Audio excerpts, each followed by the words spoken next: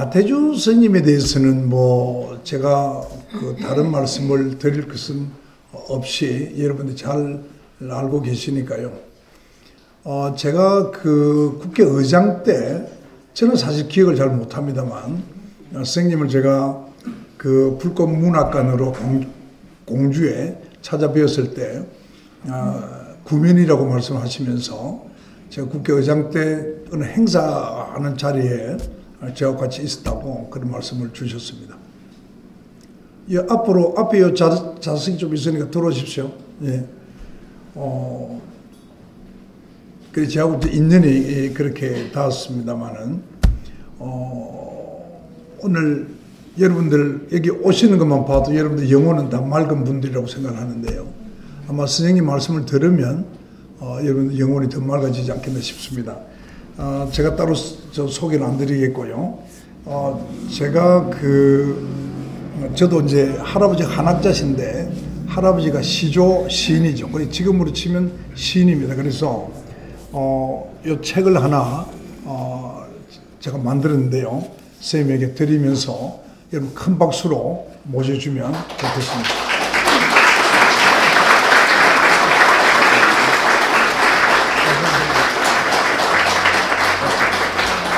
제가 저 뒷자리에서 안 보실 것 같아가지고 제가 연단을 준비를 했는데 연단이 쓸데없이 너무 높아가지고 방금 뺐습니다. 그래서 한 5분 늦었습니다. 자, 선생님 큰 박수 다시 한번 부탁합니다.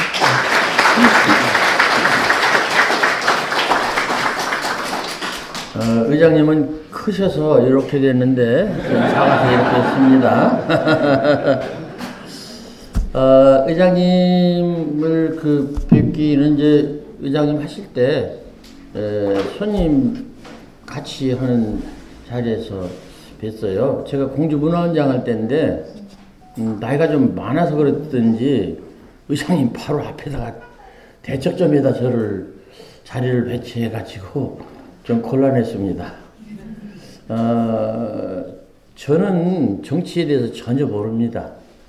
의학이나 이런 데도 모르고 고등학교를 나왔거든요. 제가 학력이 고등학교입니다. 그리고 선생하면서 이제 학력이 필요하지 않겠어요? 그래서 방송통신대학을 그때는 3년제인데 나왔고 좀 있으니까 바로 학사과정이 열려서 또 2년 또 다녔고 그래서 대학을 5년 다녔습니다. 그리고 이제 대학원 하면 교감 승진하는데 점수를 더 준다고 해서 교육대학원을 3년을 또 했어요. 그렇게 해서 8년 동안을 30대 중반부터 40대 초반까지 그냥 공부를 했어요. 근데 공부한 것도 아니고 그냥 저는 학력이 고등학교 졸업입니다. 운이 좋았죠. 여기까지 온 것도 운이 좋은 거고요. 아직까지 살아있는 것도 운이 좋은 거고요. 굉장히 중요한 얘기입니다. 대한민국 국민인 것도 운이 좋은 거고. 제가 1960년도에 고등학교 1학년이었는데 6.25가 일어나고 10년 후에 고등학교 1학년이었는데 그때 첫 번째 우리 1학년 때 수학여행을 부산 동래 온천 그러니까 부산 영도다리 보고 목표가 그랬어요. 부산에 정말로 볼거리가 영도다리였거든요. 현 누구지요? 영도다리 난간 위에 현인 소생딸만 내려 있었다. 그래서 그걸 찾아서 영도다리를 보러 와서 그 개폐교를 받고 그 다음에 동래온천에서 찾고 처음 유황 냄새를 맡았고 그리고 그 다음은 통도사를 갔던 것 같습니다. 비가 오는 날이었어요. 그게 이제 1960년도 제 고등학교 1학년 때 일입니다. 그리고 부산하고는 제가 인연이 없었어요. 월남 갔을 때 몇 부던가 그 부두에서 장병이 돼서 제가 군인 가서 68년도에 여기서 파병 비둘기 부대 그 미국 군함 타고 월남 갈 때 여기 부산에 왔었습니다. 노래가 있었는데 그 부산항에서 이별하는 노래 올라가서 들었는데 되게 눈물 나더라고요. 그렇게 참 갔었고 그 다음 해에 이제 와서 또 부산으로 이제 귀국했고요. 그게 이제 68년 9년 이야기입니다. 그러고는 전 부산하고 인연이 없었어요. 근데 그 뒤로 문학 강연 이런 것 때문에 많이 왔었습니다. 영도달이 있는 영도구도 갔었고요. 학교도 여러 군데 갔고 대학도 여러 군데 갔고. 근데 오늘 이 인연은 매우 특별합니다. 제가 선택한 게 아니고 의장님이 저를 선택하신 겁니다. 뵙기는 의장 시절에 제가 뵀지만은 공주에 오신다고 그러는데 최석원이라고 공주 대학교 총장하시는 분이 있는데 공주에서 굉장히 알아주신 분이에요. 왜 알아주느냐? 총장을 했으니까 알아주는가? 그럴 수도 있어요. 근데 그분이 총장하고 그 다음에 아무것도 안 하셨어요. 주변에서 교육감 해봐라 했어요. 근데 하려고 생각을 하셨을지도 몰라요. 근데 안 하셨어요. 그리고 오로지 그 공주 사람으로서 공주 사랑하는 사람으로 남았어요. 그렇다고 왕자님이라는 얘기는 아니고요. 그분이 그렇게 왕자님처럼 잘생긴 분은 아닌데 공주를 사랑하는 사람으로 남았어요. 그래서 저도 그런 사람 중에 하나였기 때문에 그분을 제가 상당히 존중합니다. 시장이 보수 쪽에서 나와도 이분을 지지를 해요. 공주시장이니까. 진보 쪽에서 나와서도 지지를 합니다. 그리고 걱정을 해요. 그건 저도 비슷합니다. 제가 문화원장 할 때 사람들이 자꾸 물어요. 문화원장 나태주는 누구 편이요? 그래서 시장님 편? 그게 제일 편하거든요. 괜히 줄 잘못 썼다가는 문화원장 진짜 괴롭습니다. 그 다음에 또 시장님 되면 보수 진보든 관계없이 누구 편? 시장님 편. 근데 그렇게 하는 사람 중에 하나가 최석원 씨예요. 그래서 공주에서 아주 작은 도시죠. 10만 밖에 안 되니까. 그렇지만은 공주를 잘 지키려고 하는 사람 중에 이제 한두 사람 중에 이제 최석원 총장도 있고 많이 학년도 짧고 키도 짧습니다만 참고적으로 말씀드리면 최석원 씨도 키가 짧아요. 의장님 그렇게 키가 크신데 근데 최석원 총장을 통해서 의장님 오셨어요. 그러면서 최 총장이 놀라시더라고요. 자기가 대충 알긴 아는데 어떻게 정의화 의장님이 나태주를 알고 만나러 오신다냐? 그래서 이제 밥을 같이 먹었습니다. 그때 최 총장이 아팠어요. 그래서 그날 같이 모시고 가야 되는데 나보고 사정하더라고요. 내가 먼저 도망갈 테니까 밥을 먹는 병에 걸렸었어요. 나이 먹으면 위장이 자꾸 줄어들으면 밥을 줄이고 그러면 밥이 안 들어간다고 그래요. 그래서 밥을 못 먹어갖고 혈압이 막 다운이 돼갖고 저혈압 굉장히 무섭거든요. 결국 돌아가실 때는 혈압이 완전히 의사 선생님이신데 다 떨어져서 죽지 않을까요? 그래가지고서 이 양반 저혈압 걸려가지고 굉장히 힘이 없지요. 그렇게 괴로워하면서 의장님 이제 식사 대접하고 자기가 먼저 가버렸어요. 그렇게 했었습니다. 그러고서 이제 뵀는데 저는 여러 가지 느낌이 있습니다. 뭐 아직 정리는 안 됐는데 뭐 이런 생각이 들어요. 아까도 사선에서 말씀드렸는데 놀라는데 유황산 유황심 그런 생각이 듭니다. 흔들리지 않는 재산과 지식이나 인품이 있어야 흔들리지 않는 마음이 있다. 아주 중요한 겁니다. 조선을 건국하면서 성리학자들이 그걸 국가의 이념으로 삼았다고 저는 생각합니다. 흔들리지 않는 인품과 교양과 지식과 재산과 이런 걸 우리가 갖고 있으면서 흔들리지 않는 마음으로 이제 쭉 나가야 되는데 미안합니다만 요즘은 아닌 것 같습니다. 무항심이 아닌가? 그저 이리 몰리고 저리 몰리고 그냥 솜사리 때 물고기 때처럼 먹이가 있으면 막 몰리고 돈이 있으면 막 몰리고 그리고 물어뜯고 배반하고 욕하고 고소하고 뭐 이러지 않나 그런 생각을 합니다. 혹시 여기 지금 그 법조계에 계신 분들 계신지 모르겠는데 저희 사위가 변호사입니다. 그래서 그걸 깔고서 제가 말씀드릴게요. 우리 사위가 변호사인데 그리고 우리 사위는 또 서울대학 나왔어요. 우리 아들 서울대학 나왔고 처음에는 좋았는데 별로 좋지가 않습니다. 보니까 우리 딸도 그렇고 우리 사위도 보니까 1등병 환자야. 그래서 1등 가면 못 사는 거예요. 그러다 보니까 상당히 날카로운 그런 데가 있는데 어쨌든 국가가 말이죠. 이 율사가 나서서 지금 국가를 지배하는 시대거든요. 제가 볼 때는 그 초창기에 광복하고 할 때는 우리나라를 지배했던 사람들이 한 1960년도까지만 해도 4.19 이전까지만 해도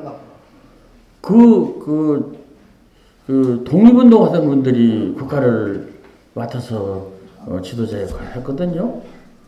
근데 그 뒤로는 가장 머리가 아주 예민하고 국가 이념이라든가 이런 첨예한 분들이 저는 2% 3%가 독립운동을 했다고 생각합니다. 이육사 선생도 그렇고 김구 선생도 그렇고 안중근 의사도 그렇고 유관순 여사도 그렇고 국민의 2% 3%대는 제일 꼭대기에 있는 그런 사람들이 아주 전기를 높이 타고 난 분들이 그런 일을 해서 그분들이 이제 국가를 맡아서 4.19 나오기 전까지는 약간 혼란하고 가난했지만은 국가를 맡아서 이렇게 운영을 했는데 싫든 좋든 간에 61년에 이제 군인들이 나와서 국가를 이렇게 지배하고 할 때를 보면은요. 그때는 저는 그렇게 생각해요. 가장 유능한 지도자라고 그럴까 능력자가 군인이었다고 봐야 됩니다. 근데 그 뒤에 아시다시피 민주화 세력이라고 그럴까 이런 분들이 또 한동안 집권해서 나라를 다스렸는데 요즘은 어떻게든지 그 율사들이 다 나와가지고 온통 그냥 율사판으로 만들었어요. 그래서 저는 매우 불편하다고 생각합니다. 우리 사위가 변호사라겠죠. 근데 우리 사위를 옆에서 보면요. 거짓말을 너무너무 잘해요. 이기는 것도 이긴다고 그러고 지는 것도 이긴다고 그래요. 그리고 또 있어요. 아주 못된 것이 말이죠. 지는 사람한테도 돈을 받아요. 그게 뭐 하는 짓입니까? 그래서 우리 사위 처음에는 괜찮은 줄 알았는데 본래 부산지방법원 판사였어요. 그래서 나는 우리 딸이 괜찮다 해서 그냥 가라고 그랬는데 이 돈 생각해갖고 말이죠. 서울이 집인데 KTX 타고 다니는 왕복 비용도 안 나온다고 그래가지고 그만둔다고 하더라고요. 그래서 저는 선생을 참 아주 개천 같은 그런 집안에서 나와서 선생을 43년 했잖아요. 제가 제일 소중하게 생각하는 것이 명예입니다. 그래서 저 부장판사라도 하고서 그만둬라 그랬는데 3년이 가고서 그만둔다는 거예요. 그래서 제가 막 말렸어요. 그랬더니 이 친구가 하는 소리가 있습니다. 녹화해서 우리 사이한테는 안 보여주죠? 이 사람이래요. 장이르느니 명예를 너무 좋아한다. 알긴 아는 거예요. 서울대학 나왔으니까 아는 거라는 거예요. 명예가 밥 먹여주냐 이런 뜻입니다. 무슨 소리냐? 돈이 필요하다. 그래서 나는 어디로 간다? 변호사를 간다. 이게 뭡니까? 제가 뭘 하겠어요, 앞에. 유황산 유황심이라고 그랬죠. 유황산 유황심이 아닌 겁니다. 무황산 무황심이죠. 황산이 없으니까, 흔들리지 않는 재산이 없으니까 마음이 흔들리는 거예요. 이래서 저는 매우 참 여러 가지 좀 불편합니다. 뭐 아주 나쁜 애는 아니에요. 착한 애인데 하는 짓이 그래요. 하는 직업이 그래요. 그래서 우리나라가 이 율사판에서 벗어나는 때가 있어야 된다고 저는 생각해요. 그래서 저 정치가는 아니고요. 그냥 그렇게 생각합니다. 그래서 지금 현재는 국가가 그렇게 됐는데 그래도 우리나라가 저는 참 기적적인 나라라고 생각합니다. 제가 아까 왔다가 이제 부산 덕명여중 여선생 그 김예원이라는 작가가 있는데 그 친구하고 제가 탄자니아를 갔다 왔습니다. 여기 8월 달에 열흘 동안 갔다 왔는데 갔다 와서 팔을 보니까 발가락 하나가 피멍이 들어가서 발가락이 시커매졌어요. 그렇게 탄자니아 가서 열흘 동안 계속 걸어 다녔습니다. 그러면서 아주 많은 걸 배웠는데 제가 가서 탄자니아에서 많이 울었어요. 왜 울었느냐면 제가 이제 1945년생인데 그때 저 생각이 나는 거예요. 그 탄자니아 애들을 보니까. 그래가지고 많이 제가 울었어요. 은다바시 초등학교에 갔는데 그 비둘기 콩이라고 하는 콩인데 그게 나무 같은 데서 열리더라고요. 콩이 이런 작은 게 아니라 이만큼 커요. 그런 데서 열리는 콩인데 그 콩을 따다가 이 시금치 같은 채소를 썰어 놓고서 콩죽을 끓여가지고 한국 자식을 줘요, 애들한테. 600명, 800명 되는 학교인데 굉장히 큽니다. 그래서 줄 서서 애들이 콩죽을 받아 먹는데 그 그릇이요. 제각각이에요. 플라스틱도 있고, 뭐 양재기도 있고, 그리고 어떤 애는 접시도 있어요. 그러니까 한국자를 이렇게 주면은 이 국물이 이렇게 금방 끓인 그 국인데 이 흘러요. 그럼 막 뜨거워서 그런데도 아까워서 막 손이 딜 것 같은데도 그냥 붙잡고 있더라고. 그거 더 놀라는 것은 아무런 그릇도 없어서 그 콩죽을 받아먹는 아이를 이렇게 쳐다보면서 우는 아이가 있다는 사실. 그래서 저 아이가 내가 아닐까. 1945년도에 태어나서 1950년도에 6.25가 났는데 그때 제가 5살, 6살 때인데 그때 내가 아닐까. 그런 생각이 나서 많이 울었고 그리고 화가 났습니다. 괜히 화가 난 거죠. 그 탄자니아하고 저거는 어떻게 해볼 수가 없는 사람인데 어떻게 저렇게 애들을 저렇게 손바닥에다가 뜨거운 국을 묻히면서 이렇게 콩죽을 먹게 만드는가. 그 대한민국이 아니라서 다행입니다. 그래서 제가 화가 나서 말했어요. 도대체가 저 700명 아이들인데 접시하고 숟가락 하나 사주려면 얼마가 필요하냐? 제가 저기 $1000를 가져갔었거든요. 그랬더니 700달러면 되겠다 그러더라고요. 700달러면 우리나라 돈으로 뭐 한 90만 원도 안 됩니다. 그래서 그냥 제가 그거 돈 많은 사람은 아니지만은 제가 그래도 돈은 있긴 있습니다. 이게 강연 다니잖아요. 제 책이 팔리잖아요. 그러니까 제가 돈을 줬어요. 주고서 사줘라. 그래서 숟가락 하나하고 접시 사줘라. 그래서 그걸 사주고 왔는데 그런 걸 보면서 저 자신을 많이 반성하고 우리나라가 얼마나 훌륭한 나라인가 하는 것을 알았습니다. 국회의장님이나 여기 계신 어른들이나 또 돈 많이 마신 분들이 노력을 하고 애쓰고 국가를 사랑하고 이렇게 했기 때문에 이런 나라가 됐다는 것입니다. 저는 그런 점에서 한 점도 의심하지 않습니다. 1인 가족, 1인 가구가 1000세대라고, 1000만 세대라고 합니다. 제가 천만인데 자꾸 천이라고 합니다. 천만이랍니다. 그리고 독거노인이 얼마나 많고 뭐 그렇다고 그러는데 저도 당분간은 독거노인입니다. 우리 집사람이 무릎 수술을 두 쪽을 다 하기 위해서 병원에 있어서 한 보름 한 20일 가깝게 독거노인인데 그 독거노인이든 어쨌든 비혼자들 간에 어쨌든 1인 가구 1인 가족이 천만이라는데 매우 비극적이라는 얘기도 있지만 그걸 달리 볼 수도 있습니다. 그 천만이 하나의 집을 차지하고 살 수 있도록 뭐 아파트 값이 올라가니 뭐 어쩌고니 뭐 정책이 틀렸느니 뭐 이러니 뭐 별말이 있더라도 아니 천만이 살 수 있는 1인이 살 수 있는 집이 있지 않습니까? 그러면 그걸 그렇게 칭찬할 건 아니지만 그런 좋은 점도 있다는 것을 우리가 봤으면 좋겠다는 것이 제 생각입니다. 제가 11월 19일 날 일본 독자를 만나러 이제 강연하러 갑니다.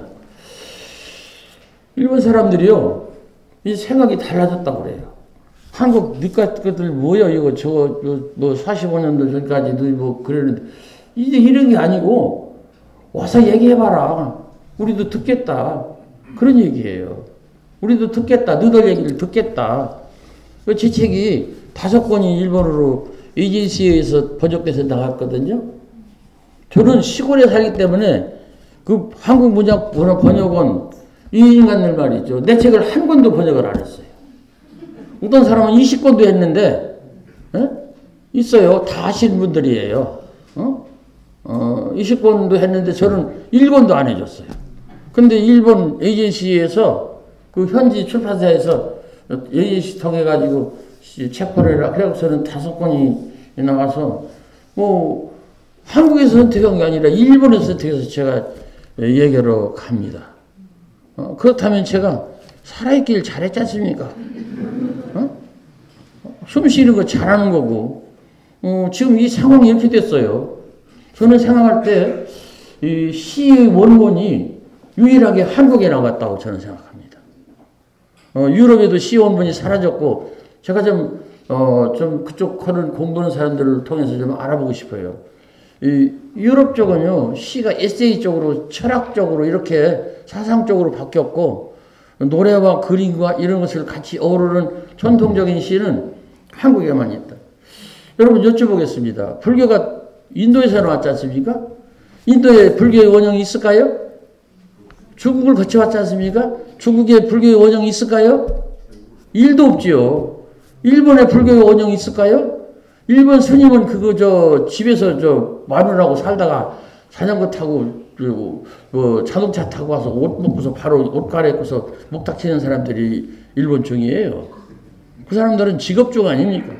그러면 진짜의 불교의 원형은 어디에 있습니까? 한국에 있죠. 여러분 글자, 한자 그거 중국에서 그 백화체라고 해서 간자체라고 해서 다 글자를 바꿨잖아요. 그러면 진짜 원형은 어디에 있습니까? 한국에 있죠. 유교도 한국에 있고, 캐톨릭도 한국에 있고, 교환성화가 이제 새로 나오시면은 바로 주목하고 찾아오는 데가 한국 아닙니까?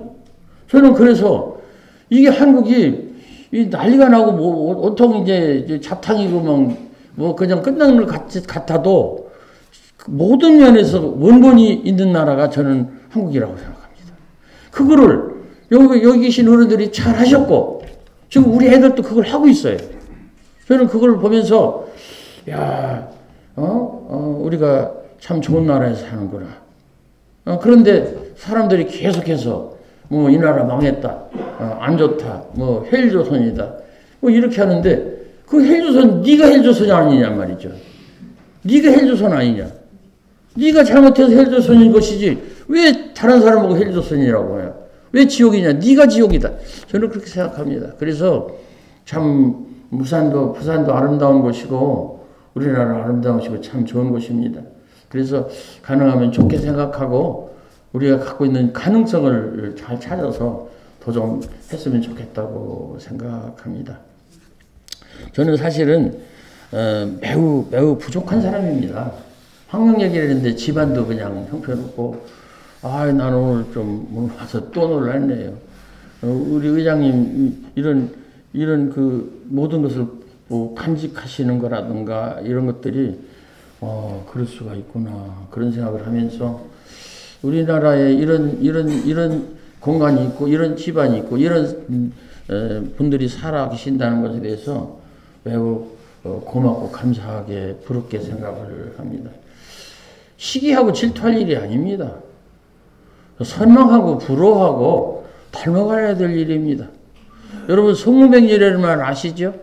소나무가 잘 되면 잣나무가 기뻐한다. 절대로 그건 맞는 말이 아닙니다. 소나무가 무성하면 잣나무가 기뻐하다고요? 절대로 기뻐하지 않습니다. 절대로 기뻐하지 않죠. 형제간에 우애가 있다고요? 그거는 그렇지가 않습니다. 제일 다툼 있는 자리가 형제입니다. 그렇지만은 그렇게 되도록 해야죠. 그렇게 되도록 해야죠. 송무병열이 안 되더라도 송무병열이 되도록 해야 된다고 생각합니다. 소나무가 잘 되면 잣나무가 분명히 싫어할 겁니다. 싫어하고 잣나무가 소나무를 억누르고 제키고 이렇게 한다면 그것은 시기와 질투가 될 것이고, 소나무가 잘 됐을 때 잣나무가 부러워한다면 그건 저는 선망이 된다고 생각합니다. 우리나라는 이제 시기하고 질투할 때가 아니고 부러워할 때라고 생각합니다. 잘 사는 사람, 잘 나가는 사람, 훌륭한 사람을 부러워해야 돼요. 보십시오. 제가 이렇게 하면 키가 좀 보입니까? 좀 나았나요? 이게 저는 선망이라고 생각합니다. 이건 제대로 있는 거고, 뒤를 까치발을 듣고 저 뒤를 바라보면서 저 뒤를 알고 싶어하는 그런 마음이 저는 선망이라고 생각합니다. 부러워하고 그 사람이 되고 싶어하고 그 사람을 찬양하고 따라가고 칭찬하고 그리고 나도 더 좋아지기를 바라는 거, 그것이 송무명절이라고 생각합니다. 없어요. 사실은 송무명 어렵습니다. 하자는 얘기입니다. 부자유친? 말도 안 되는 소리예요. 아버지하고 아들이 어떻게 친합니까? 그렇지요. 그런데 진짜 친한 집안이 있어요. 있어요. 그게요, 부자유친은요, 본래가 안 되니까 하라고 그러는 뜻입니다. 부부유별? 무슨 부부유별이 있어요. 부부에 무슨 유별이 있어요. 근데 하자는 얘기죠. 부무유신? 친구끼리 의리를 시킨다고요?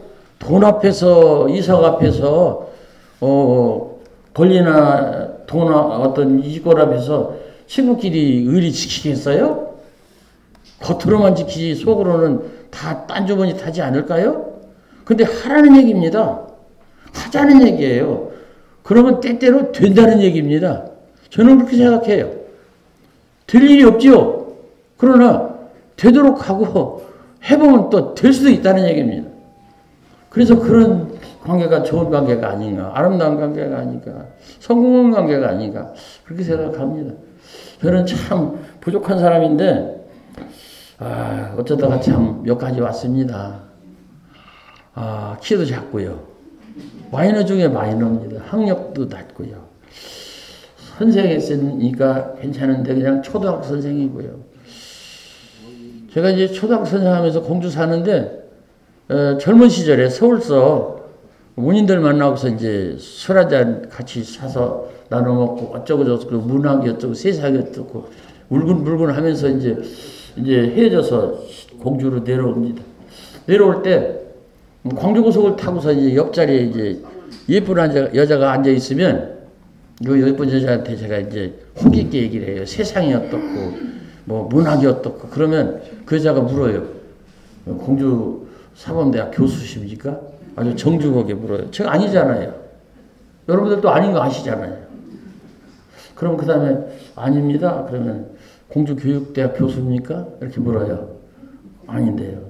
그럼 한 번 더 물어요. 중학교, 고등학교, 국어 선생님입니까? 그러면 제가 고백을 안 할 수가 없어요. 자꾸 내려가니까. 사범대학 교수에서 그 교육대학 교수에서 중등학교 국어 선생님까지 내려가니까 이제 어지러워서 고백을 안 할 수가 없어요. 초등학교 선생님입니다. 그러면 이쪽에서 입을 다물어요. 초등학교 선생님이 무슨 인생에 대해서, 세상에 대해서, 문학에 대해서 얘기를 하느냐? 아, 억울하잖아요. 억울하잖아요. 제가 신춘문예 시를 당선했어요. 그랬더니 그 옆에 있는 중학교 선생님이요. 나 선생, 초등학교 선생님이 무슨 시 쓴다고 그래. 동시 써라, 동시는. 아니, 내가 그랬어요. 아니, 초등학교 선생님이 꼭 동시 쓴다는 게 어디 있어? 그렇잖아요.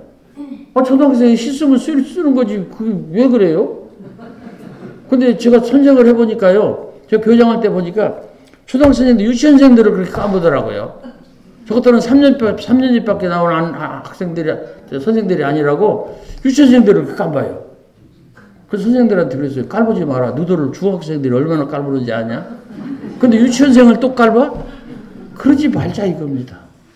유치원 선생은 유치원생대로 잘하고 초등학생하고 중고등학교, 대학 그렇게 하지요.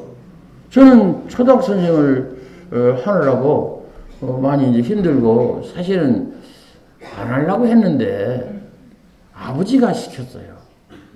당신이 선생을 못해가지고 시골에서 놀만 매고 하는 건 농부이기 때문에 당신이 선생하고 싶었는데 안 돼갖고 저를 막 등 밀어가지고 뭐 그냥 막 그야말로 아버지 대리인으로 아바타로 그냥 등을 밀어서 제가 선생을 한 거예요. 그래서 진짜 싫다. 나 시 쓰는 사람 되고 싶고 선생 하더라도 중학교 고등학교 선생 하고 싶은데 아버지가 돈 없으니까 초등학교 선생을 그래가지고 제가 했는데 교장이 됐을 때 제가 아버지를 알았습니다. 아버지가 내 뒤에서 이렇게 걱정하고 내가 교장 되는 것을 기다렸구나. 모르겠어요. 다른 사람 모르지만은 저는 아버지한테 귀때기도 많이 맞고 돈도 안 주셔갖고 원망스럽기도 하고 독코리를 하나 사달라고 했는데 그것도 안 사주시고 그 독코리라는 게 있어요. 목이 이렇게 길게 이렇게 하는 그게 있는데 이걸 안 사주신 거야. 내가 이번에 칼럼에다 쓸 거예요. 우리 아버지 얘기. 아이고 이 추운 겨울에 독코리 좀 사달라고 했는데 이렇게 까지는 옷을 사오셨어요. 아니 목을 좀 이렇게 가리는 옷을 좀 사달라고 했는데 얇은 옷으로 이렇게 제가요 그때 몰랐어요. 왜 그런지. 아버지에게 돈이 없었던 겁니다. 우리 아버지한테 독코리를 사줄 수 있는 돈이 없었던 거예요. 이렇게 까진 옷을 사갖고 우리 아버지가 뭐라고 하신 줄 아세요? 야, 그거보다도 이것이 더 멋있어. 멋있긴 뭘 멋있어요. 춥기만 하지요. 아버지가 많이 원망스러웠습니다. 근데 54세 때 교장 연수를 받았어요. 충북 청원군 강내면 다랑리, 충북 청원군 강내면 다랑리, 지금은 청주시가 되어버렸는데 강내면 다랑리에 교원대학이 있어요.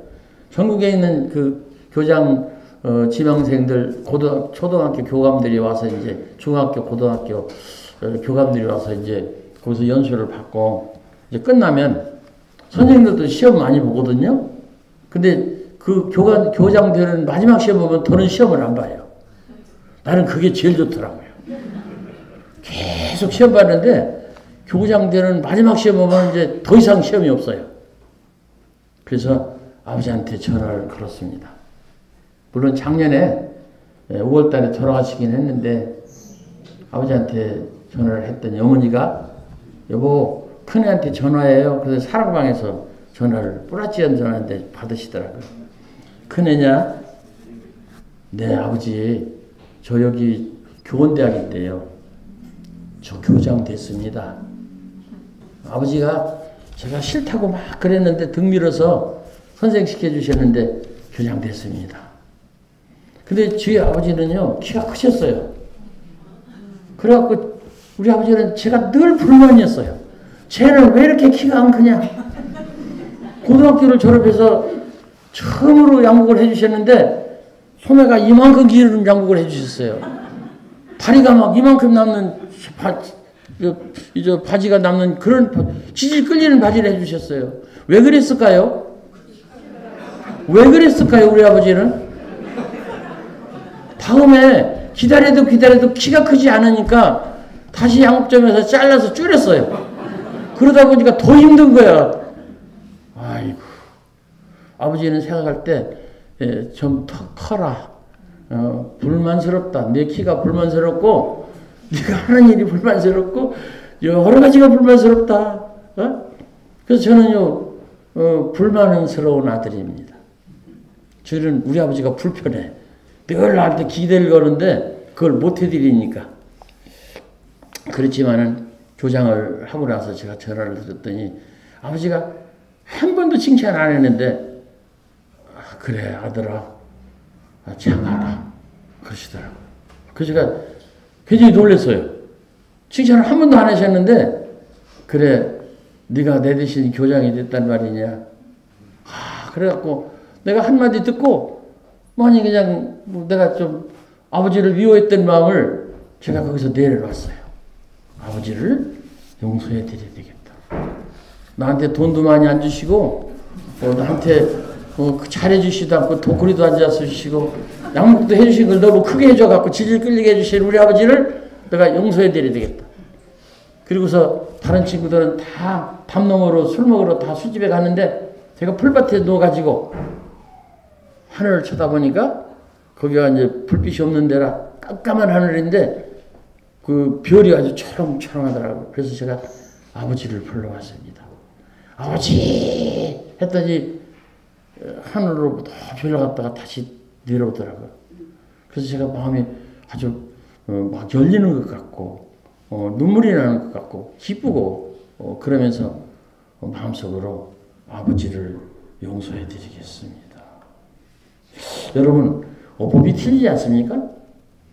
아버지가 아들을 용서해 줘야지 아들이 아버지를 용서한다는 게 말이 안 되지 않습니까? 우리는 때때로 어른을 좀 용서해 드릴 필요가 있어요. 응? 상사를 용서해 드릴 필요가 있어요. 며느님들은 시어머니를 용서할 필요가 있어요. 그리고 아내분들도 남편을 좀 용서할 필요가 있습니다. 저 인간 맨날 저 좋은 일만 하고 뭐 나한테 해준 게 뭐 있어? 우리 집사람도요 저를 용서를 못해서 못 살겠더라고요. 너 혼자 시인이지 뭐 나는 뭐냐 말이야. 초등학교 선생님 공부 보러 갖고 맨날 서울서면 손님들 대접한다고 뭐 빚지고 책 사보고 네가 뭔가 했냐. 그래서 저는요 우리 집사람한테 잘할 필요가 있어요. 용서받기 위해서. 내일 이제 9시 반부터 7시까지 외출증을 끊었대요. 재활병원에서. 제가 오늘 자고 내일 아침 일찍 일어나서 우리 집사람을 병원에서 이제 모셔 나오려고 합니다. 그래서 물어봤더니 제일 먼저 가고 싶은 데가 어디냐 했더니 미장원이래. 미장원 가서 머리 좀 물들이고 백발이거든요. 물들이고 이제 미장원 머리 다듬고 오후에 문학 행사가 있는데 제 집사람은 문의는 아니에요. 그래서 저 때문에 이제 업소보러 참여하는데 거기가 가고 싶은가 봐요. 자기 문인도 아니면서. 그래서 거기 다녀서 이제 8시에 이제 다시 병원으로 간다고. 처음으로 나보고 여보 고마워요 그러더라고요. 그래서 저도 우리 집사람한테 용서받을 필요가 있어요. 좀 잘해서. 그전에는 성질 팍팍 내는데 성질도 좀 줄이고 말도 좀 조심하고 그래서 그렇게 살아야 될 필요가 있습니다. 저는 진짜로 마이너였습니다. 키 작고 모자 쓰고 있는 것도 머리카락이 없어서 마이너. 제 집사람이 저기 사람들 많은 데서는 벗지 말라고 했어요.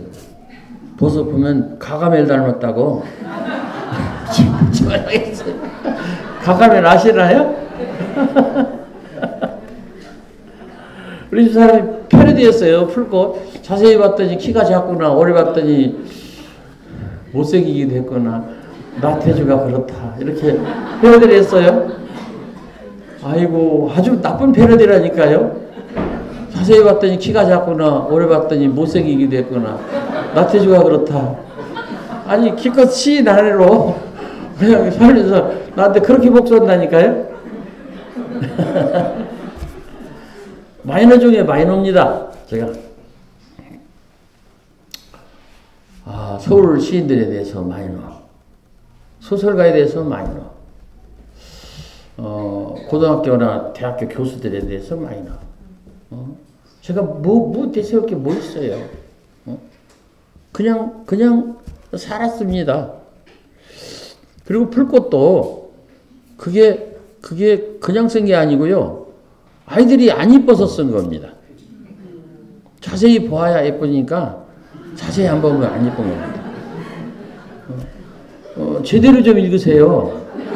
안 예쁜 거라니까? 근데 한국 여자들이 다 이거 나를 위해 써줬다 그러는데 내가 볼 땐 다 예쁜데 왜 안 예쁘다고 자기 구멍으로 들어가요?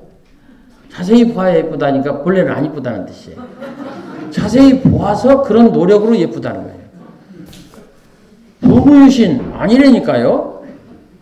친구끼리 유신 안 된다니까요. 그렇지만 해보자는 얘기입니다. 부부 유별 안 된다니까요. 그렇지만 해봐야 됩니다. 군신주의, 부자유신 다 똑같습니다. 안 되는 거예요. 송백열도 안 됩니다. 근데 해보자 그런 얘기예요. 자세히 보아야 예쁘다. 안 예쁜데 자세히 봐서 예쁘다. 제 앞에 만약에 예쁘고 착하고 공부 잘하는 아이가 있었더라면 절대로 이 시를 안 썼을 겁니다. 말 안 듣고 예쁘지 않고 그냥 대슬롭고 그런 애들이 앞에 드글드글했기 때문에 도대체 쟤들을 어떻게 봐야 예쁠 거냐. 그러니까 자세히 좀 보자.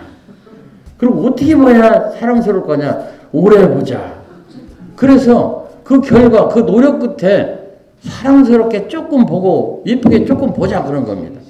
이 시가 우리 국민들에게 받아지는 건요. 우리 국민들이 좀 문제가 있어요. 자존감이 떨어져 있고 자기를 자꾸 비하하는 거예요. 그래서 나는 얘기하고 싶어. 이 시를 한국에서 폐기시켜야 된다. 자세히 봐야 예쁘다가 아니라 자세히 안 봐도 나는 이쁘다. 오래 안 봐도 나는 사랑스럽다. 근데 끝에 가서 나만 그렇다는 것을 그냥 쓰는 지가 잘한 것 같아요. 이게 2000년도에 썼는데 제가 잘한 것 같습니다. 만약에 자세히 봐야 예쁘다, 오래 봐야 사랑스럽다, 나만 그렇다 썼더라면 제가 절대로 여기 못 왔을 것입니다. 나만 그러니까 너 그냥 있어 그럴 거 아니겠습니까? 제가 너도 그렇다 하니까 너 좀 와봐 그런 거 아닙니까? 아주 중요한 겁니다. 저는 문영비 씨 뭐 정치적으로 이런 걸 전혀 존중하지 않는데 그 사람이 쓴 호우에 대하여라는 책이 있어요. 그리고 유튜브에서 본 적이 있어요. 두 가지 점에서 나는 상당히 지지를 하고 싶습니다. 이 시대 지식인들이 두 패로 갈라져서 그쪽 한쪽에다 등대고 저쪽을 막 욕한다는 거예요. 이건 지식인이 할 일이 아니라는 거죠. 지식인은 가운데 서서 이쪽이 잘하면 이쪽이 잘한다고 이쪽이 잘한다고 이쪽이 잘한다고 이렇게 해야지. 한쪽에 서갖고 그냥 그쪽 편만 들고 저쪽은 나빠. 무조건 나쁜 거죠. 무조건. 우리 편은 무조건 좋고. 이게 무슨 지식인이냐 이거예요. 저는 그 의견에 찬동합니다. 그리고 상대편에 대해서 배려하고 존중해야지. 그거 없이 그냥 무시하고 그냥 나만 가면 되겠어요? 우리 의장님이 국회의장 하실 때는 그렇게 안 했어요. 그래도. 진짜 그러지 않았습니까? 저는 그걸 알아요. 응? 그냥 당신 의견만 쫙 얘기하고 끝으로 일사 끝 아니라고요. 네 얘기도 좀 해봐. 그렇지 않습니까? 시에서도요. 내 얘기만 다 하고서는 끝 알았냐? 그러면 어디가 그런 게 다 있어요. 저쪽 얘기도 좀 들어봐야죠. 타인에 대한 타자에 대한 배려와 존중, 타자에 대한 배려와 존중, 그건 저는 매우 시에서도 중요하다고 생각합니다. 제 시집 중에 꽃을 보듯 너를 본다라는 그 책이 있어요. 만약에 이 시집 제목을 꽃을 보듯 나를 봐라 했더라면 사겠습니까? 누가 사겠어요? 제가 꽃 같습니까? 꽃을 보듯 너를 본다. 그러니까 아까도 김여운이라고 덕명여중 그 여선생이 왔다가 갔는데 내가 걔를 꽃을 보듯 보니까 걔가 여기 나온다고 그러니까 와요. 부산 올 때마다 와서 부산역에 끝까지 남아있다가 갑니다. 저는 지금 81세인데 그 친구가 31살이에요. 50년 사이인데 친구예요. 탄자니아도 같이 갔다 왔습니다. 저는 그렇게 살아요. 아주 모자란 사람인데 40살 차이 친구도 있고 50살 차이 친구도 있고 지금 공주대학교 3학년인가 4학년 다니는 여학생 하나도 있어요. 유가람이라고 있는데 걔는 저 ROTC에서 지금 장교 시험 봐서 그 훈련 받고 있는데 가끔 찾아와서 얘기하고 젊은 애들 얘기를 해줘요. 그러면 제가 그걸 갖고 제가 시로 바꿨습니다. 그래서 그런 시들을 애들이 좋아해요. 애들이 한 말을 애들이 느끼는 것을 갖다가 내가 바꿔서 내 말로 해서 내 시로 해요. 그러면 그 애들이 제 얘기니까 우리 얘기네? 그래서 받아서 먹는 거죠. 그래서 제 책이 안 팔리지는 않습니다. 한강 작가가 노벨상이 됐을 때 한국의 책이 많이 팔린 것이 아니라 아주 안 팔렸어요. 오로지 누구 책만 팔렸을까요? 한강 작가만 팔렸죠. 그래서 한강 작가의 책 중에 저녁을 서랍에 넣어뒀다라는 책이 있는데 제가 얘기했어요. 한국 사람들의 그 문학책이 다 한강 작가의 서랍 속으로 다 들어갔다. 저녁을 서랍에 넣어뒀다는 치집이 있어요. 근데 그저께 내가 교보에 갔다 왔는데 가보니까 미안한데 나태주의 꽃을 보듯 널어다가 1위로 다시 올라갔고 한강 작가가 5위로 내려갔더라고요. 지세를 찾아간 거예요. 미안하네.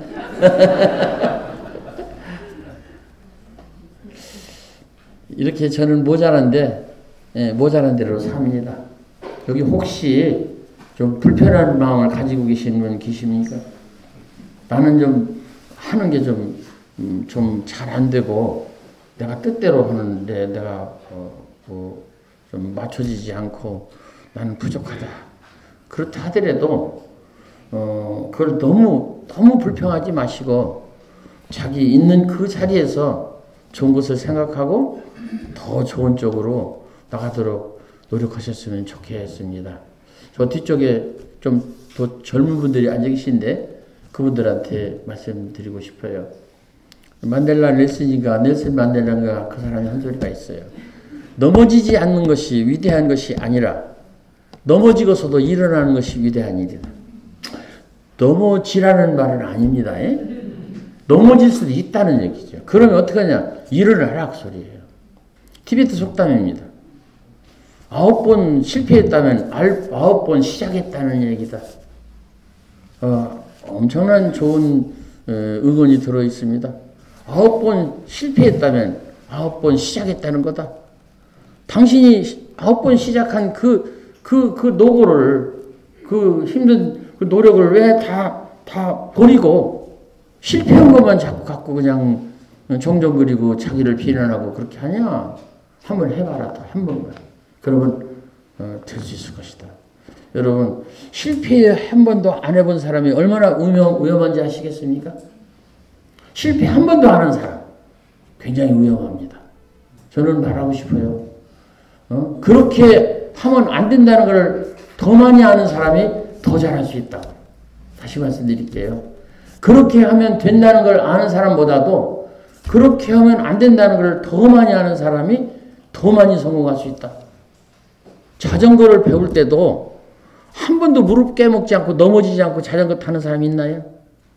때때로 넘어지기도 하고 우여먹기도 하고 사고 당하라는 게 아니라 무릎도 좀 깨지고 그러다가 이제 자전거를 탈 때 진짜 자기가 탄탄한 자전거 타는 사람이 되는 게 아닐까? 우리 인생도 그렇지 않을까?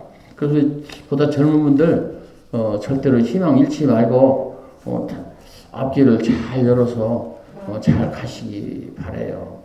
이 좋은 세상에 이렇게 좋은 세상 태어나는데 왜 그러냐라고 어른들이 나무라실 거예요. 그거는 어른들이 좀 몰라서 그렇습니다.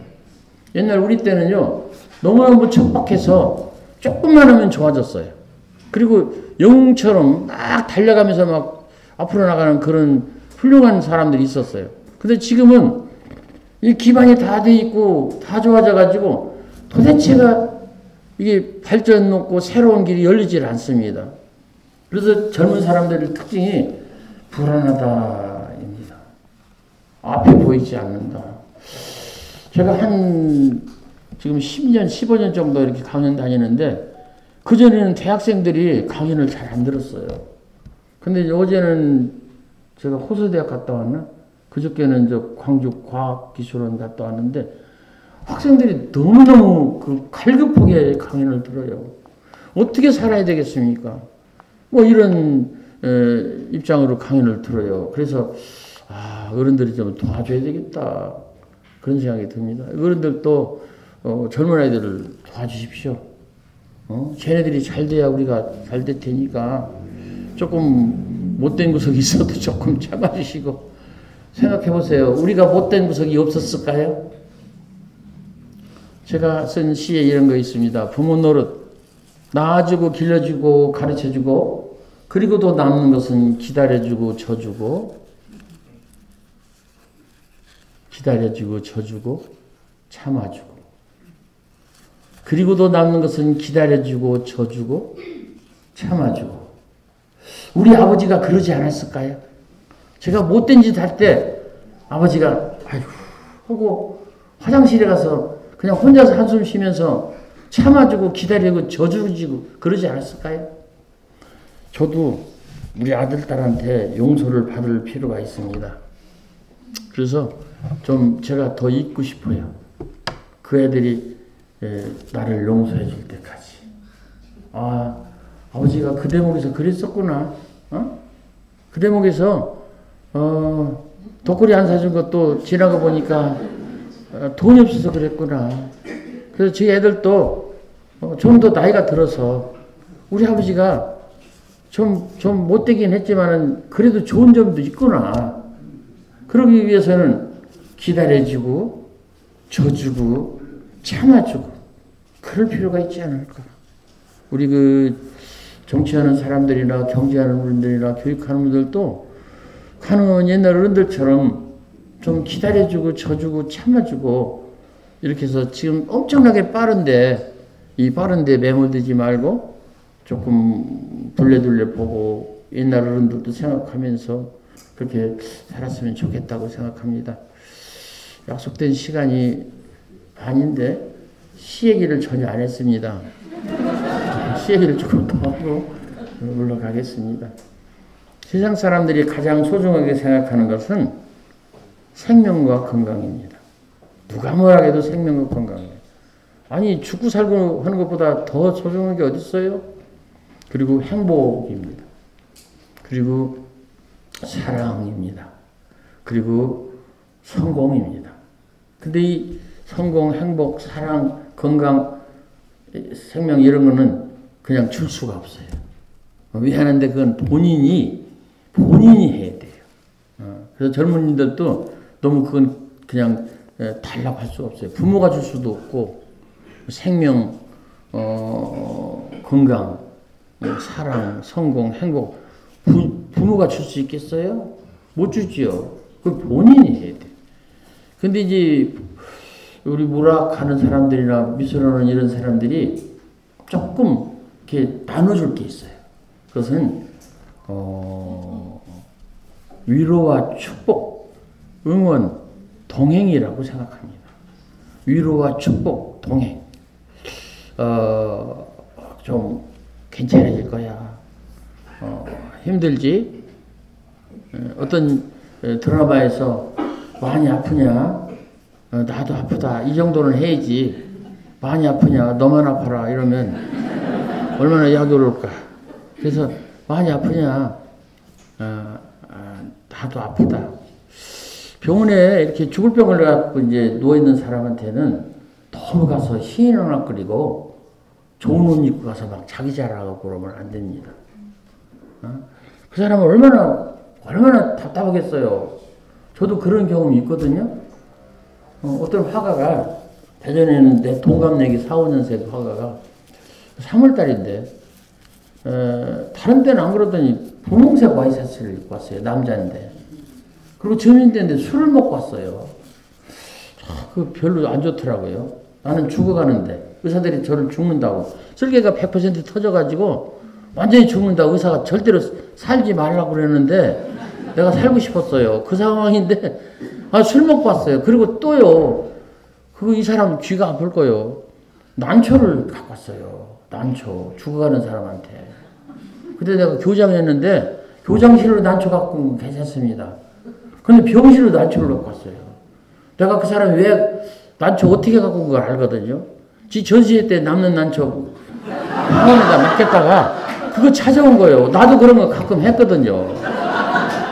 다른 사람한테 갖고 왔으면 모르는데 내한테 갖고 왔으니까 내가 그랬어요. 야, 너 분홍색 와이셔츠 입었지? 술 먹었지? 난초 갖고 왔지?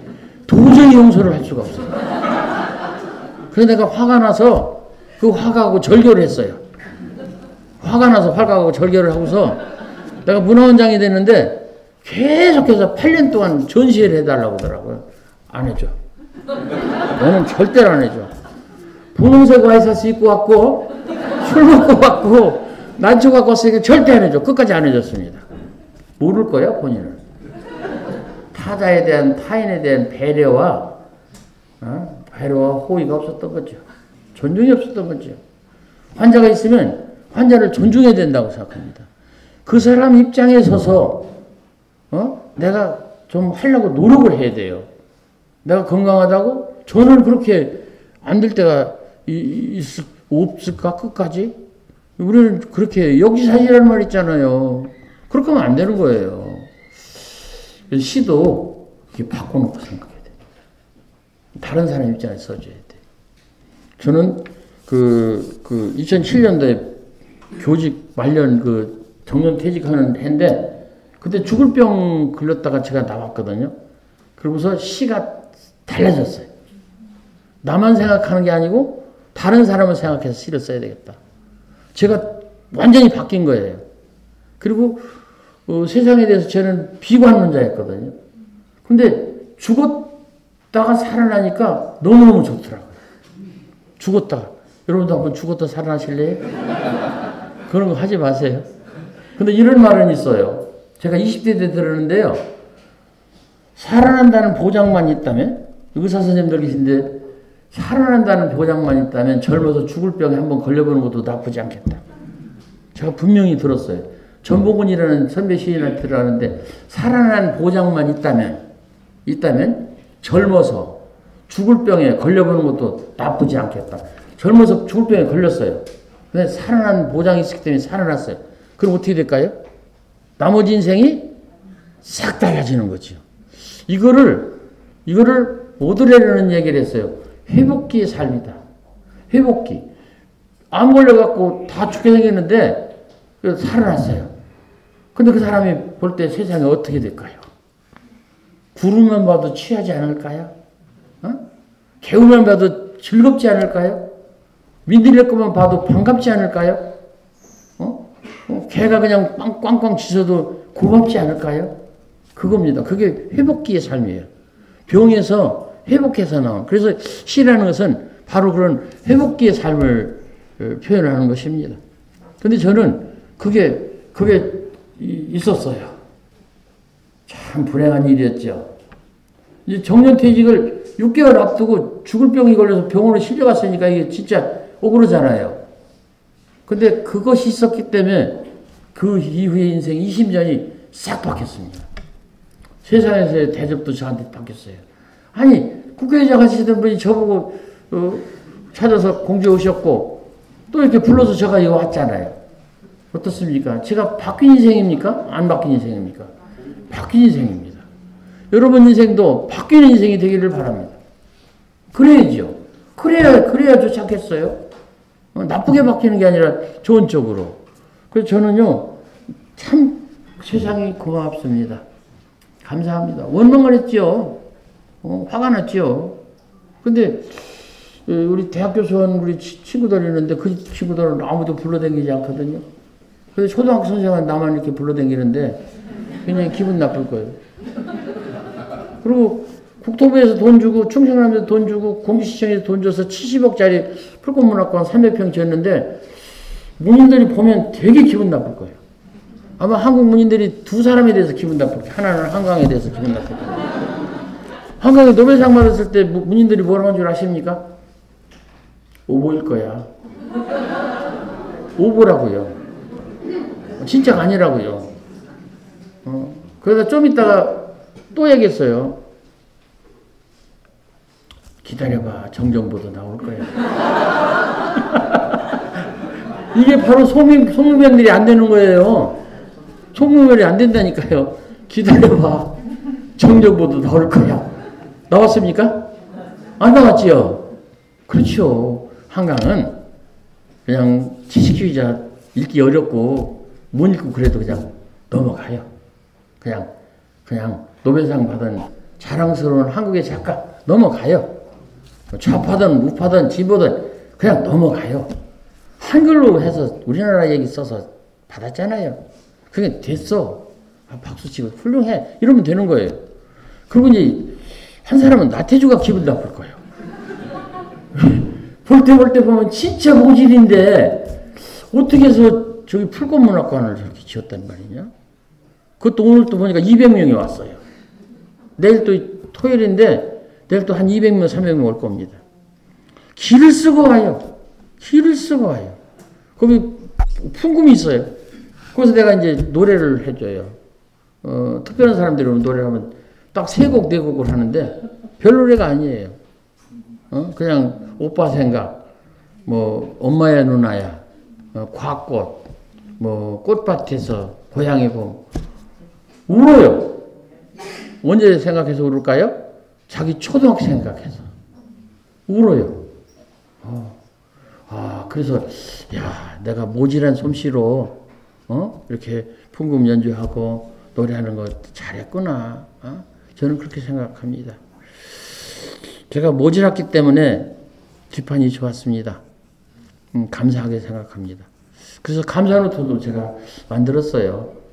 요즘은 제가 쓰질 않습니다. 작가들이 지가들이 써갖고 와서 나한테 내 이름으로 해달라고 해서 그냥 넘어갑니다. 감사노트도 내가 쓴 게 아니에요. 지금 시, 에세이, 비스트 시 9인가 들어가는 너를 아끼며 살아라 있어요. 그거 내가 쓴 책 아닙니다. 내 이름으로 나왔는데 은연이라고는 작가가 지가 이렇게 다니면서 유튜브 이렇게 나온 것을 다 발견해가지고 몇 달 동안 써갖고 와서 네가 한 말을 내가 받아 썼으니까 네 이름으로 하자. 그래가지고 50%씩 5% 나눠서 해서 그 사람한테 원고를 줬어요. 책에는 아무 근거도 없어요. 계약은 은연이 작가인데 5%, 제가 5% 원작자니까 그렇게 내는데 이런 거는 쉽지가 않습니다. 참 감사한 일이고 좀 뻔뻔한 일이고 고마운 일인데 여러분을 만난 것도 감사하고 고맙습니다. 시 몇 개 말씀드리고 끝내야 되겠죠? 예. 이분 말씀을 잘 들어야 돼. 예, 눈빛을 잘 봐야지. 병원에 갔다 와서 제가 죽을 병 걸려갔다가 걸렸다가 갔다가 와가지고 사람들이 참 고맙더라고요. 의사 선생님, 간호사 선생님. 참고로 말씀드리는데 간호사 이렇게 부르시면 안 됩니다. 예? 주사 아프게 놔요. 예? 꼭 선생님을 붙여주셔야 돼요. 그분들도 대학 나왔고 대학원 나오고 그래요. 그냥 간호사 선생님 그렇게 하십시오. 예? 진짜 잘못했다가는 주사 아프게 놔요. 간호사 선생님 뭐 정말로 고맙더라고요. 저는 지금도 아산병원에 이영주 교수하고 그분 그만뒀어요. 그 다음에 이성구 교수하고 생명의 은인이라고 생각하는데 그런 분들 은혜를 입어서 그리고 또 진돗개처럼 저를 지켜주는 우리 집사람 은혜를 입어서 개가 몇 종류가 있어요. 미안해요. 여자분들을 그렇게 해서 진돗개가 있고 사냥개가 있거든요. 근데 사냥개는 주인을 바꿉니다. 그래서 군견으로 써요. 근데 진돗개는 절대로 군견으로 못 씁니다. 김병장이 애기개를 진돗개를 갖다 기르면 김병장이 제대할 때 제대시켜야 돼요. 주인을 안 바꿔요. 그래서 우리 집사람은 못나긴 했는데 진돗개과예요. 그래가지고 내가 좋대요. 진짜 좋은 줄 알았어요. 그랬더니 키 작은 남자하고 오래 살아서 키 큰 남자는 겁난대. 그래서 그냥 키 작은 너 그냥 끝까지 끝낸다 그런 얘기인데 병원에서 나와가지고 너무 고맙더라고요. 그래서 썼어요. 멀리서 빈다. 어딘가 내가 모르는 곳에 보이지 않는 꽃처럼 웃고 있는 너 한 사람으로 하여 세상은 다시 한번 눈부신 아침이 되고 어딘가 네가 모르는 곳에 보이지 않는 풀잎처럼 숨쉬고 있는 나 한 사람으로 하여 세상은 다시 한번 고요한 저녁이 온다. 가을이다. 부디 아프지 마라. 여러분, 우리는 아프다고요. 다 아프다고요. 그래서 의사 선생님이 있는 거예요. 그래서 역사분들이 있는 거고. 그럴 때 우리가 어떻게 해요? 가을이다. 부디 아프지 마라. 이러면서 살아야 되지 않을까? 11월 돌아가기에는 너무 많이 와버렸고 버리기에는 차마 아까운 시간입니다. 어디선가 어린 장미 한 송이 설이 맞아 피를 문 입술로 이쪽을 보고 있을 것만 같습니다. 낮이 더 짧아졌습니다. 좀 더 그대를 사랑해야 하겠습니다. 반대입니다. 낮이 조금 더 짧아졌습니다. 집에 가서 그냥 쉬자 그런 게 아니고 낮이 좀 더 짧아졌으니까 좀 더 그대를 사랑하자 이런 얘기입니다. 모든 좋은 시는요 반대로 돼 있어요. 프랑스 시인 폴 바레리 시에 보면 맨 끝에 바람이 분다 살아봐야겠다 이런 구절이 있어요. 저는 그런 문장이 가슴에 사무치게 좋아서 내가 비록 흔들리는 사람이지만 살아봐야 되겠다. 바람이 분다 살아봐야 되겠다 했지 않습니까? 바람이 분다 옷깃을 여미자 바람이 분다 집으로 가자 아니고 바람이 분다 살아봐야 되겠다. 위기가 있다 살아봐야 되겠다. 겨울이 오면 봄도 멀지 않으리. 이 셸리의 시입니다. 뻔한 얘기죠. 추운 겨울이 오면 너에게 틀림없이 봄이 올 것이다. 그 셸리의 서풍기라는 시의 맨 끝 구절인데 우리 마음속에 이런 말들을 담고 비록 바람이 불고 겨울이 오고 조금 나한테 시련이 와도 그걸 이기고 잘 살면 좋은 세상이 오지 않을까 그런 생각이 듭니다. 시 진짜 마지막으로 하나만 더 하고 끝내겠습니다. 제가 이런 때 하는 소리가 있어요. 내가 교장을 해갖고 이렇게 끝낸다고 보면서 안 끝낸다고. 옛날 교장들은 끝으로 마지막으로 간단하게나마 그렇게 하는데 그런다고요. 아쉬워서 그렇습니다. 여러분 이게 우리가 최초의 만남이고 최후의 만남입니다. 제가 어떻게 여기 또 오겠어요. 내년에 살아있을지도 모르고 내후년에 또 살아있을지도 모르는데 이게 최초의 만남이고 최후의 만남입니다. 불교에서 일회일기라는 말 있지 않습니까? 한 번이 아주 완전히 한 번의 기회다. 일회일기 아주 중요하지 않습니까? 그래서 우리는 최초의 만남이고 최후의 만남인데 그런 뜻에서 마지막으로 진짜 마지막으로 선물이라는 시를 읽어보겠습니다. 선물 하늘 아래 내가 받은 가장 커다란 선물은 오늘입니다. 오늘 받은 선물 가운데서도 가장 아름다운 선물은 당신입니다. 당신 나지막한 목소리와 웃는 얼굴 콧노래 한 구절이면 한아름 바다를 아는 듯한 기쁨이겠습니다. 여러분 제가 부족하지만 여러분들에게 그냥 모자란 대로 선물이기를 바랍니다. 여러분들은 저에게 너무 좋은 선물이었고 가슴 벅찬 선물이었습니다. 약속을 했는데 애기들한테 내가 책을 안 갖고 왔어요. 미안합니다. 가서 붙여줄게요. 아주 끝까지 들어준 애기들에게 더욱 감사하고 저 뒤에 계신 드문드문 젊은 분들에게도 감사하고 앞에 계신 어른들에게는 더욱 감사합니다. 고맙습니다.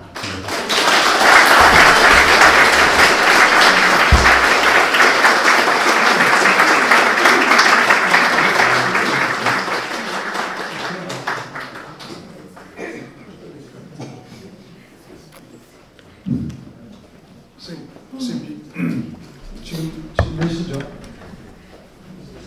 45분? 9시 기차죠? 예. 9시 기차니까 시간이 조금 있습니다. 오늘 제가 스님 말씀을 들으면서 여러 가지 생각이 들었는데요. 제 집사람이 조금 전에 이제 손주들 갔는데 72이거든요. 근데 저 불꽃 시를 제가 이제 전부터 이제 본 적이 있으니까 70이 제가 나오고 나서 식사를 하면서 자세히 제가 봤어요. 진짜 예쁘더라고요. 근데 그 선생님의 시를 너무 좋아가지고 시가 너무 좋아가지고 제가 공주에 갖들었습니다. 가서 근데 이제 저는 사실 의장 때서 뵌 분이 나태주 시인이라는 걸 몰랐기 때문에 기억을 못했기 때문에 최성원 전 총장에게 부탁을 해가지고 같이 시간 낼 수 있으면 점심을 함께 하고 싶다. 그래서 이제 아까 말씀대로 이제 만나게 됐는데요. 제가 이제 또 한 번 기회가 있은 게 이영문이라고 정신과 선생님이신데 공주문화원장 하실 때 아마 공주 정신병원 원장으로 가셨던 모양이에요. 저보다는 아마 의학적 의사로서 좀 후배인 것 같은데 그분도 아주 시적인 감각이 뛰어나고 글 쓰는 걸 좋아하시는 것 같아요. 근데 서울에 이제 문화일보에 제가 좋아하는 그 선임 기자가 한 분 계시는데 그분이 부산 오면서 책을 가져갔는데 보니까 시가 내 마음에 들어오면 하는 책이었어요. 그래서 제가 그걸 읽었습니다. 그걸 읽으면서 이걸 내 유튜브에 소개를 해주고 싶다. 그러니까 저도 그 책을 만난 게 우연히 그래 만났으니까 모르는 분이 너무나 많을 것 같아서 제가 이제 그 출판사 허락을 받아가지고 올려놨습니다.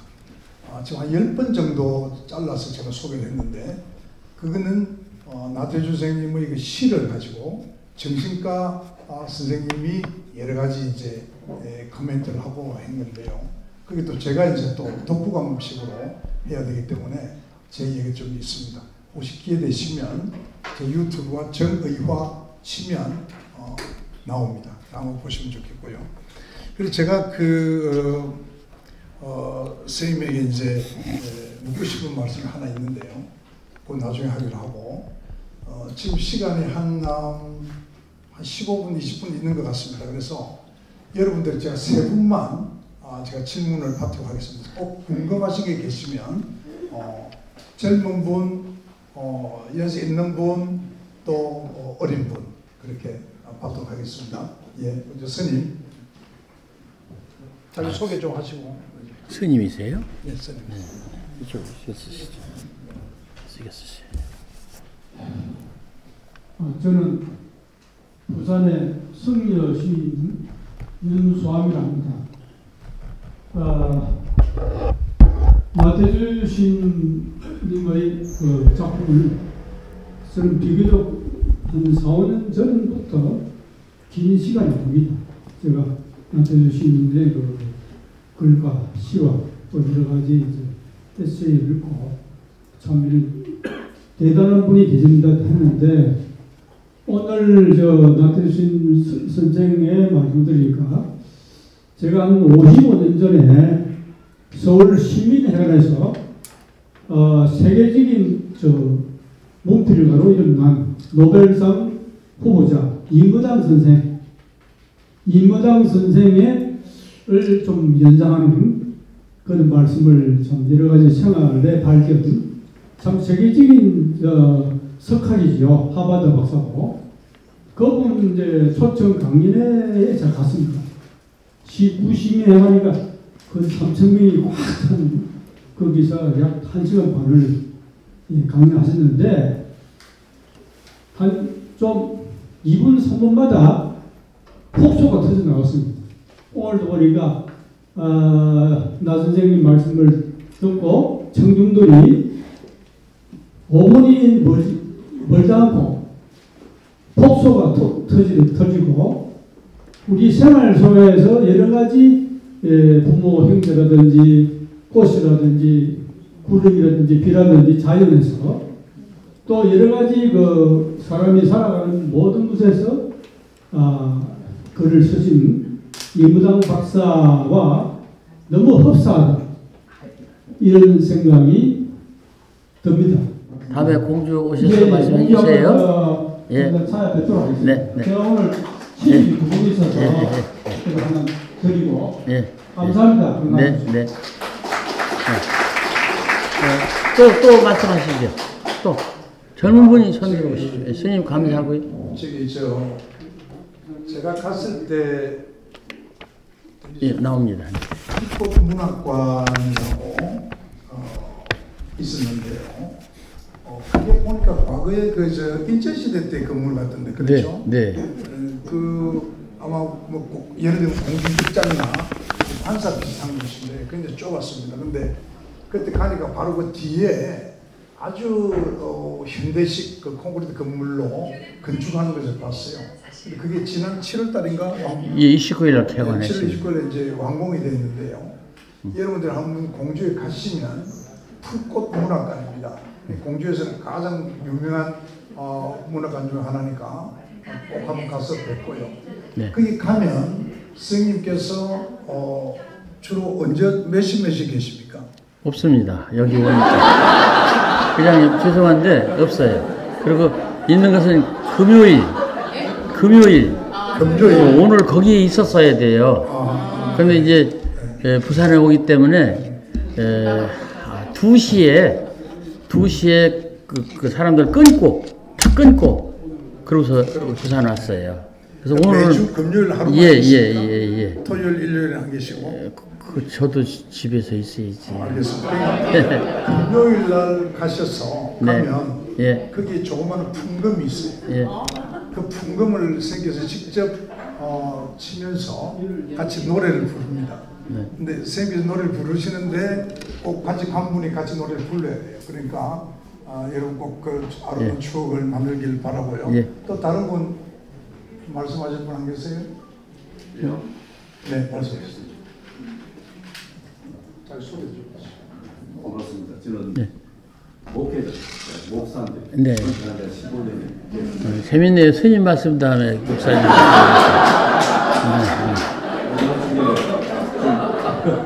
고등학 시절에 부시키는 시를 좋아해가지고 부시키는 생활이 그대로 쓰니까 그 시를 얻을 때마다 이어고 했는데 선생님 말씀 들어보니까 뭐 낭만주의라 할까 또 에르니카고 이런 여러 가지 표현을 할 수 있습니다만 사람이 성공한다는 건 착해야 된다는 것을 느껴졌어요. 용서하는 것과 사랑하는 것과 배려하는 것과 이 모든 사실 그대로 태어난 그대로 자기 생긴 그대로 모습 그대로 순수하게 사는 것이 성공한 길이 아니겠냐 이런 생각이 들었습니다. 고맙습니다. 네, 그 오복에 대해서 보고사전에는 이렇게 나왔습니다. 수복, 강령, 유호덕, 고종명. 일단은 오래 살아야 됩니다. 그다음에 복은 돈복하고 자식복이 있어야 돼요. 그리고 명예가 있어야 됩니다. 돈하고 자식하고 명예가 있어야 돼요. 돈하고 자식 있어도 남들이 욕하면 안 되거든. 남들이 우러러봐야 돼요. 돈, 자식, 명예. 그게 이제 복이고, 강령, 건강해야 돼요. 앞에 두 개가 있어도 건강하지 않고 골골하면 젬병이거든요. 그러니까 이제 수복, 강령. 근데 빠뜨리는 게 하나 있습니다. 유호도. 다른 사람한테 잘하고 베풀기를 좋아하는 유호도. 이걸 빠뜨려요. 그리고 끝에 가서 고종명. 끝까지 자기 생명을 다 살고 낙엽처럼 호흡게 됐다 하고서 이제 세상을 하직하는 건데 그게 있기를 바랍니다. 근데 진짜 성공한 거는 유호덕이 있는 사람. 돈이 있는데 돈을 자기만 쓰는 게 아니고 명예가 있는데 명예를 자기만 쓰는 게 아니고 지식이 있는데 지식을 자기만 쓰는 게 아니라 나누어 주는 사람입니다.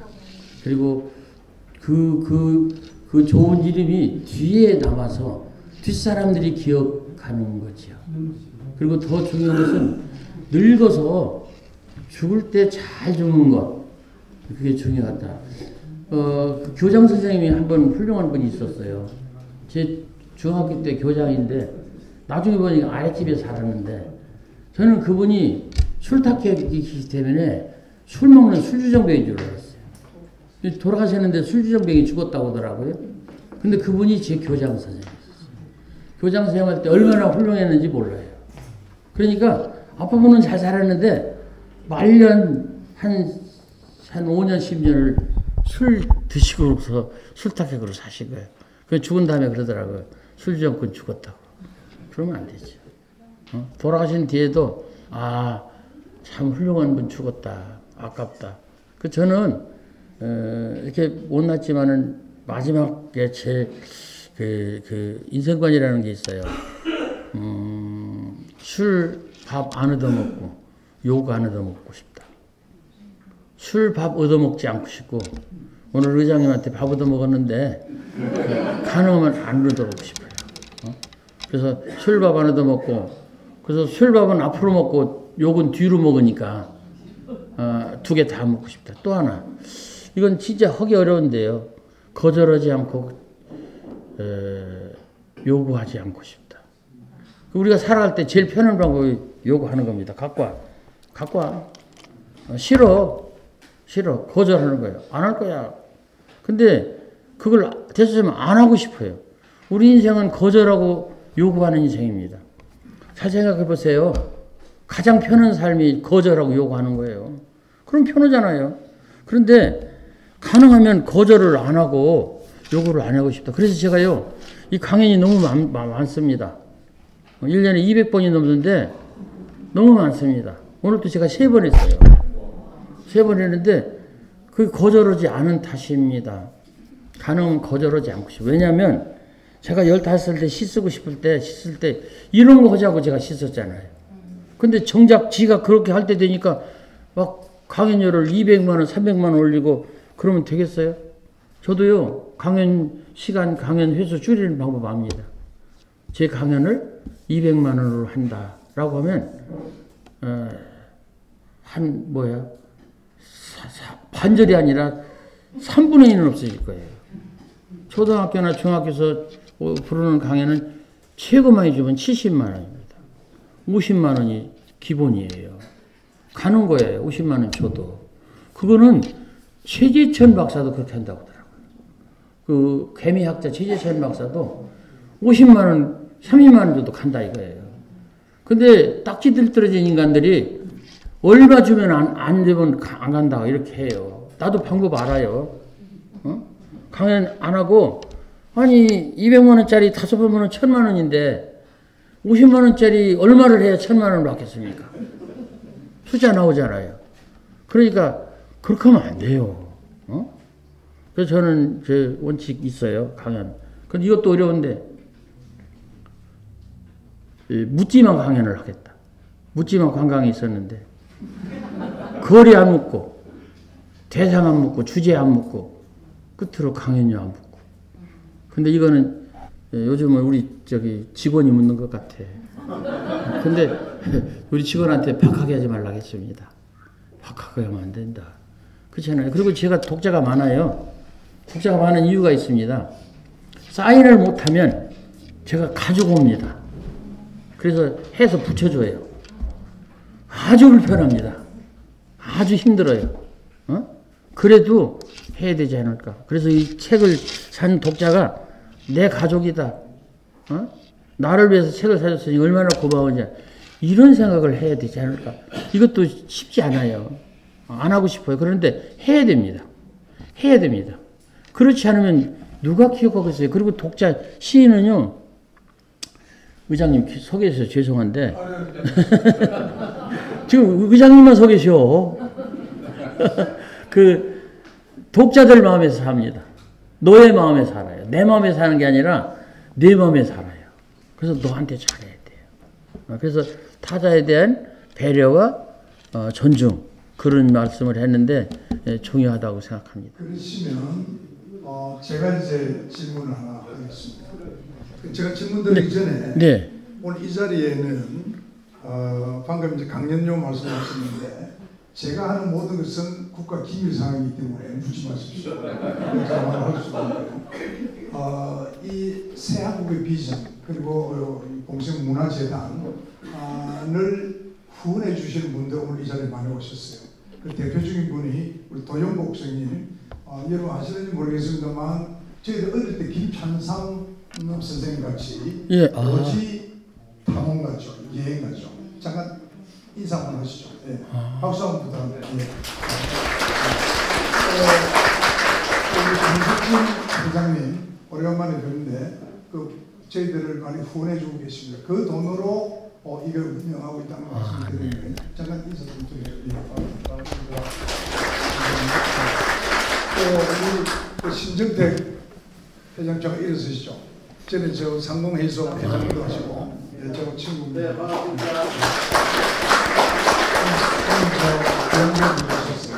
오늘 사실 이 자리에는 부산대학 전 총장 하신 네 분도 와 계시고요. 잠깐 일어서 예, 박수 한번 부탁드립니다.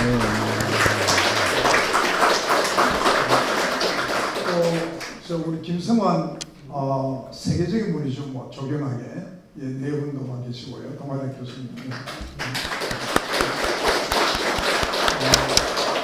보니까 아까 제가 보니까 제가 총알 동기인데 우리 그 홍정혜 제가 여기서 생각을 홍정희던가요? 아 이거 계시구나. 네.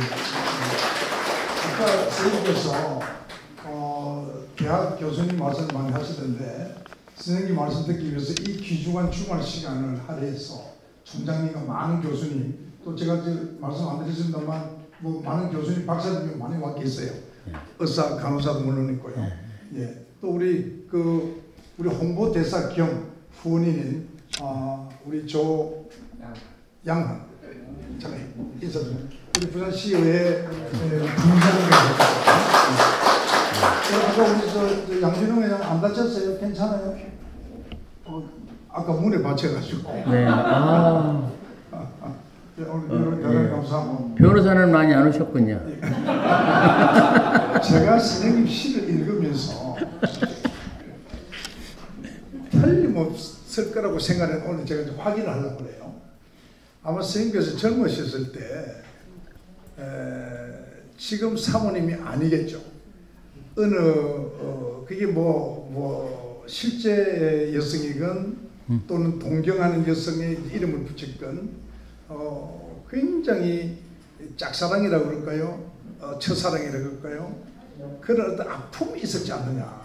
제가 시 쭉 읽으면서 말이죠. 그런 생각이 드는데 거기에 대해서 선생님 말씀 한번 드리겠습니다.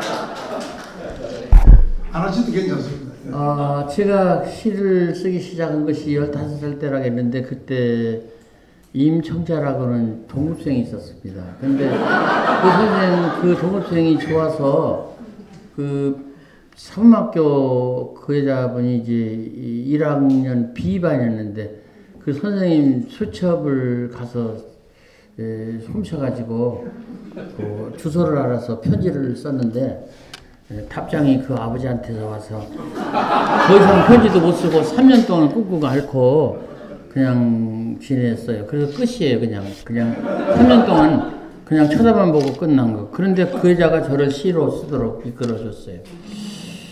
그 연애 페이지 쓰는 심정으로 시를 썼고요. 그리고 월남 얘기를 했는데 69년도에 월남에서 제대해서 복직을 했는데 연천군 전국초등학교를 가는데 2학년 1반 담임을 주더라고요.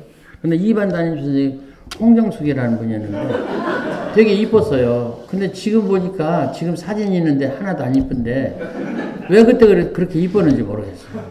그래서 저 여자 아니면 내가 죽겠다 하고 열심히 했는데 그 여자가 이제 인천시 동화동 그 산골 또 시골 같은 인천 옛날 개발 이전에 그 아주 깊이 들어있는 곳에 밀방학관을 해서 딸을 선생을 만들었더라고요. 인천교대. 그래서 가서 제가 사위로 했으면 어떻게 했냐 그랬는데 우리 아버지한테도 불합격했지만 그 홍정숙 씨 아버지한테도 불합격이 돼가지고 안 된다 그래서 내쫓아가지고 심지어는 그 아버지가 너 이놈을 택할래 애비를 택할래 그런데 그 여자가 작은 목소리로 아버지요 그러더라고요. 내가 끝난 거예요. 그래서 울면서 돌아와가지고 죽어버리려고 했어요. 안 죽기 잘했지. 그러고서 시를 썼어요. 어제는 보고 싶다 편지 쓰고 어젯밤 꾸면 너를 만나 쓰러져 울었다. 자고 나니 눈두덩이는 메마른 눈물 재주 그늘려니 산골엔 실비다라는 게 밤새도록 갯잎에 별빛 들이듯 그슬린 등피에는 네 얼굴이 어리고 밤기포 대숲에는 후덕이다가는 밤소나기 소리 그리고도 간간히 사운데다가는 밤바람 소리 이런 시를 몇 개 써서 시주분야에 냈는데 박목호 선생이 저를 딱 시인으로 당선시켰습니다. 그게 제 26살 때입니다. 그러면 그 여자가 저를 시인으로 만들어준 겁니다. 그 여자가 저를 버렸기 때문에 제가 시인이 된 거예요. 그 뒤에 아까 제 집사람 얘기했으니까 제가 결혼을 했지요. 그러므로 그냥 총각은 아닌데 결혼을 했는데 제가 그 뒤에 시 하나 또 썼어요. 그 여자 한 여자로부터 버림받는 순간 나는 시인이 되었고 한 여자로부터 선택되는 순간 나는 남편이 되었다. 이게 인생이 아닌가 싶어요. 버림받고 선택되고 그래서 버림받았을 때는 시인이 되고 선택됐을 때는 남편이 된다. 그래서 두 가지가 다 있다고 저는 생각합니다. 남편도 있고 시인도 있고. 그래서 저는 우뻑지뻑 넘어지고 일어서고 살았는데 넘어졌을 때도 의미가 있었고 일어섰을 때도 의미가 있었다. 저는 그렇게 말씀드리고 싶어요. 의장님이 또 해피하면 그걸 물으셔가지고 저는 제 시 중에서 아까도 얘기했지만은 어젯밤 꿈에 너를 만나 쓰러져 울었다. 이 대목이 지금도 창피합니다. 어젯밤 꿈에 너를 만나 울었다 정도 해야 되는데 쓰러져 울었다 그랬잖아요. 얼마나 그 자존심 상하는 얘기입니까? 근데 지금껏 그걸 내가 고칠 수가 없어요. 진짜로 꿈에 쓰러져 울었으니까 이렇게 몸부림치면서 울었어요. 무엇 때문에 그랬는지 난 모르겠어요. 근데 그런 사람도 저였습니다. 네. 선생님 이 자리에 우리 부산 여성 시인이 한 분 와 계세요. 제가 마이크를 잠깐 드릴 테니까 뭐 특별히 질문보다도 하고 싶은 말씀 있으면 좀 했으면 좋겠는데 노건 시인 아까 보이던데 노신 저는 봉성무자대 국장 나왔습니다.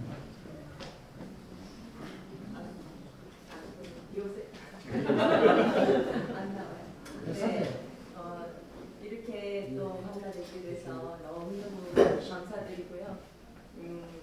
옛날 또 서울함에서도 그렇고 저도 이제 글을 쓰다 보니까 선생님 지금 3번째 뵙습니다. 근데 또 오늘 우리 그 민주시민 교육강좌에서 듣는 게 굉장히 많이 편안합니다. 그리고 제가 쓰는 시가 그래서 제가 좀 울림이 없구나 하는 그런 부분들도 있습니다.